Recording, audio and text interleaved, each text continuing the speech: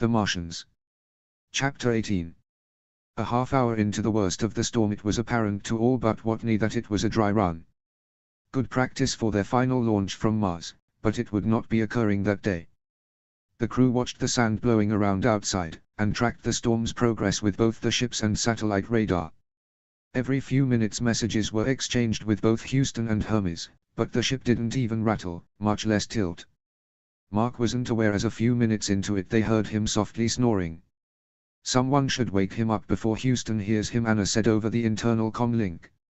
"He's only on the internal, you and Mindy have the call out." Lewis replied. "What do you imagine they are thinking back home?" Mindy asked. "They are probably terrified, like we were a half hour ago. Given that it is about noon in Houston, the whole country is probably watching it unfold live." "Well, on a 15-minute delay anyway," Dana replied. "We could call it clear and let them know," Mindy suggested. "We can't, there is still a storm out there with a wind speed outside of Houston's safe range. Why don't we just put Mark on the Hermes and Houston channels? That will tell them all they need to know without us breaking off before the storm dies down," Anna suggested. Missy laughed, then commanded, "Do it." The normal chatter on the line continued as Mindy called out wind speed, air pressure and weather info, and Anna sent potential telemetry updates, all copied by Houston and Rick on the Hermes. 4 minutes later Hermes reported a rhythmic vibratory noise, asked about the current wind speed and called for an antenna condition check. "Copy Hermes, KK Park, we think what you are hearing is Watney snoring. He fell asleep a few minutes after the storm hit. It is pretty boring down here." "KK, Hermes actual, repeat." "He fell asleep?" Rick asked minutes later. "Copy Hermes actual, KK Park." "Yep, I don't think he was very excited by it. Orion 3 is stable. We can barely hear the wind." Copy KK. 15 minutes after that the wind speed and air pressure were back to normal and radar showed the storm had moved off away from KK station. "Houston, Hermes, please copy, KK Park. Be advised situation is returned to normal, wind speed and gusts below 20 kts, air pressure within normal parameters. Nothing on long-range approach. Watney still asleep. We're calling it." For the record, Orion 3 is an outstanding ship and never budged in the wind. Suggest reviewing possibility of Orion craft use on all missions. She's a great ship. KK Park over. Copy KK, Hermes actual. She has a great crew too. Glad you guys are okay. Please don't wake Watney. He needs his beauty rest. Lots of it. Hermes actual, over. Copy that. Hermes, KK Park out. Over the next several weeks the NASA gift shops, both at research centers and online, made a ton of money licensing Watney's image on posters and tees with the caption "Nap time." Mark protested that it should say Mars tried to kill its king, so he took a nap, but NASA refused to print those. He and the crew cut up on their weekly videos by having Mark fall asleep in unusual situations until NASA asked them to stop that too. Houston had no sense of humor sometimes. The storm had occurred midday Houston time and all of the news networks covered it. Other networks put a crawler on their feeds giving updates, and the evening news was all about Watney sleeping through a danger the rest of NASA was quite concerned about. Annie fed the image of Mark being nonchalant in the face of possible death and much of the public ate it up. Fox of course wondered why we were paying taxes for people asleep on the job. It had been scheduled for some time that on that evening several of the crew's mothers were to be interviewed on CNN. The network had gathered Mrs. Park, Mrs. Watney, Mrs. Johansson and Rick's wife, Marissa. NASA had briefed all of them on topics likely to arise and what topics to avoid altogether. The crews on both ships gathered to watch it on the feed and it was a festive evening. One topic Park, Watney and Johansson had been told to avoid was whether their children knew each other before launch. NASA was unaware of their past relationships but was concerned about the image of the program. Any personal relationship was problematic. That Mindy, Beth and Dana had all met the Watneys in Chicago in the past would be thing of nightmares to Annie Montrose. It came up of course, but Mrs. Park handled it with ease. Well, all of them were in cadet classes at more or less the same time, and it is really a small community so maybe they did, but Mindy has never mentioned it. What about you, Mrs. Watney? Has Mark ever mentioned knowing his crew before the launch? Oh, Mark talks about them all the time when he writes. It's all he talks about, how great they all are and how he admires them, on both ships. He hardly ever mentions himself or how he is doing, but he brags about every single one of his crewmates. Mrs. Watney deftly replied. What do you think about your son sleeping through the storm today? NASA reports he nodded off at the beginning and slept through it all. Would you call that bravery or something else? Oh, that's just Mark. He fixes what he can, deals with what he can't, and when it is under the control of his shipmates, he leaves it to them. I don't think it is either. I think it just shows how much trust he puts in the crew and NASA. Mark would do anything for any of the people of Victoria or us. Well, he is a very brave boy. That's something we have always been proud and terrified of. How so?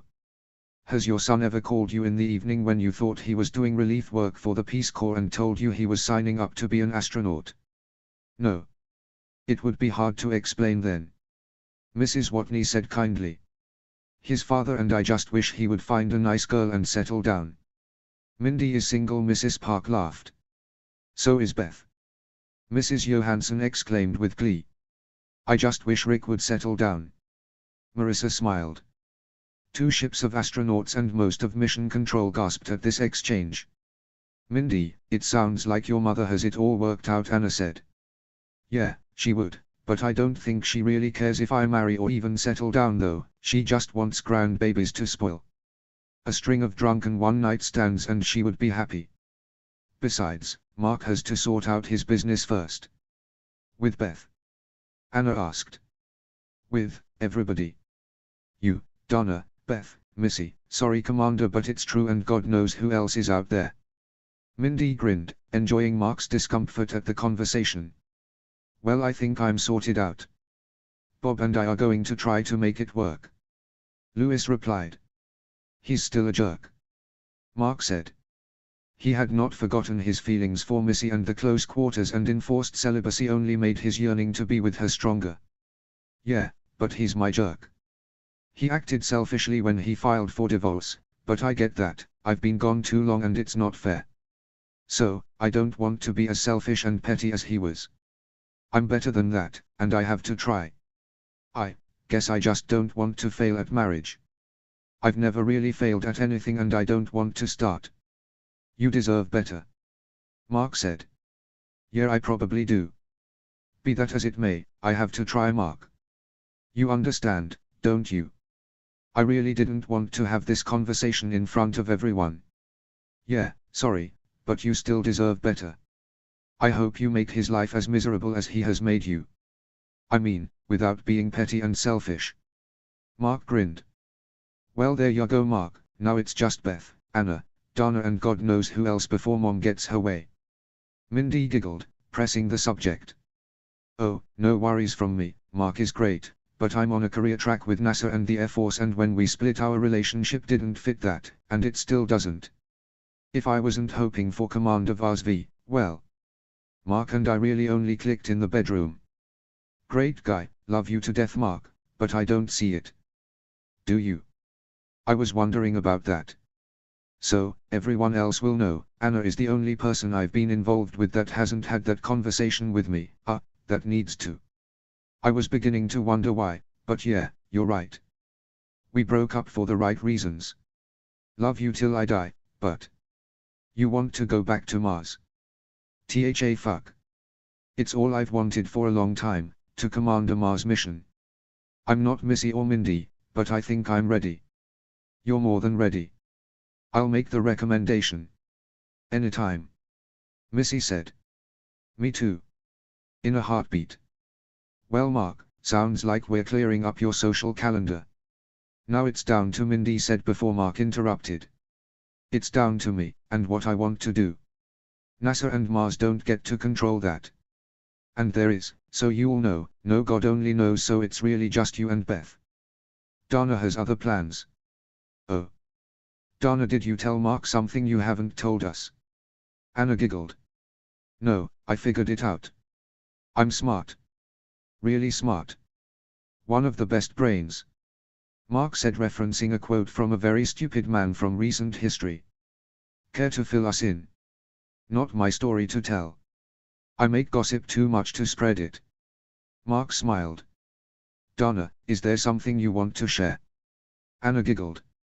No, I mean, there is another party involved. He and I made promises, and I'm keeping it. It wouldn't be fair to Chris. Mindy asked, interrupting Donna. Why would you think that? Donna replied. Well, if it wasn't someone on Hermes, it wouldn't matter if you talked about it. Rick and Alex are both married and seem happy. So that only leaves one person. I'm not talking about it. Silence hung in the air until Missy spoke. I'm not assuming Mindy is right, but if she is, you two make a wonderful couple. Well, I'm not saying Mindy is wrong exactly. Donna smiled. Chris and I met at medical symposium right after Mark and I split. Neither of us were assigned yet, but he had been accepted and a week or so later I was. So, we decided to keep that part of our lives private. I'm sorry, I guess I should have told you this before, back when you first arrived and we did all our true confessions. Mark, you're great, but Chris and I, well, we click. Anyway, I think Anna and I came to help you out and keep you safe from space bitches. But I have a boyfriend and Anna doesn't want one right now. So, you only have Mindy and Beth to fight over you. Good luck with that. My money's on Mindy. She's got more street cred. Beth is nice, but she would not throw the first punch, and Mindy probably knows how to make a prison shank out of a toothbrush. So you will know though, Missy. Donna continued, Chris and I are not going to act on our relationship. That was agreed when he found out I was launching with Victoria. And when we link up with Hermes, I am advising NASA I do not wish to be considered for any further missions. I will have over 2 years in space, over 7 months on another planet. That's enough. It will be time for Chris and I to move on to the next phase. I already have the rock I want him to propose with. Mark gave it to me. Well, I've been rethinking that rule anyway, somewhat. We are way beyond what the mission was planned for. Sexuality may be a distraction, but so is pent-up emotion. Some open displays of affection at least should be tolerated. Besides, sooner or later someone will have to be the first to have relations in space. I'm not saying it's okay, but I might not notice it as long as it doesn't create problems. Also, every time I'm at the com, Mark and Mindy, if they are working in the hab, turn off their biosensors and com sets. They think I don't notice, but Missy said. Been there, done that, but we don't turn off our bios and comms. The hab is radio proof and doesn't have a headset link like the one Ars 3 had before the wind destroyed it. I promise you, nothing has gone on like that. Mark said. It really hasn't, Missy. We promised you and we have kept that promise. Oh, I didn't realize that. I suppose I should have. I thought I was just looking the other way. Oh, I owe you both an apology. And hush, Watney, you know what I mean about firsts. Hey. That is a first, isn't it? But that's low gravity, not zero. Missy laughed. Dale Roberts may have been the first to set foot here, but geez, he is a pompous jerk, Anna said. I'm up for zero gravity if you are. For science. Mark quipped. Science. Anna exclaimed. Hush, Mark. You, Beth and Mindy will have to work that out. Or maybe Chris and Donna will. Oh God. My ship is going to be a giant space orgy. And true, Anna, Roberts is a jerk, but what I was going to say is Ars 3 is the first mission to find something worthwhile to do here. Missy laughed. Should I log that? For posterity? Mindy asked. Better not. What about the giant space orgy proposal? Let's save that too, Missy laughed. Yeah, save it for the film adaptation. Anna said. I'm sure there are already several of those, but NASA has the porn channels blocked. They never get the science right anyway. True. Why are we talking about this? Mindy asked Donna and Anna. Oh, you want me to change the subject? Okay. You don't believe the stories about Roberts and Caroline St. Ives? Donna asked. No, she doesn't like guys, I mean not that way. She's into women exclusively, nothing wrong with that, but I have it on good authority she shot him down, and everyone else on the crew. Mark said. I thought you didn't gossip, Mark, Mindy said. For Roberts I'll make an exception. Ah, and it's a first-hand experience thing. Good Lord, Mark, that's amazing. Speaking of gossip, Mark, sooner or later someone will study the Ars 3 photos and figure out that you coded the Victoria crew names well before they were announced. Any idea how you're going to explain that? Missy asked. Ah, didn't you get the names suggested in a back channel well before the announcement? Oh, and what is amazing? Mark replied with a wink. I'm sure I must have. That takes care of the press, but what about NASA? And it's amazing there is a woman at NASA you haven't slept with. There is a woman in Houston who actually refused the man-ho. Missy replied. Well, tell them I'm crazy and just pulled names out of thin air. It's a man-ho thing. I wanted to impress them when I got back to Houston. Mark grinned. I don't think that will work. They didn't even notice the stones until KK pointed them out. I wouldn't worry too much.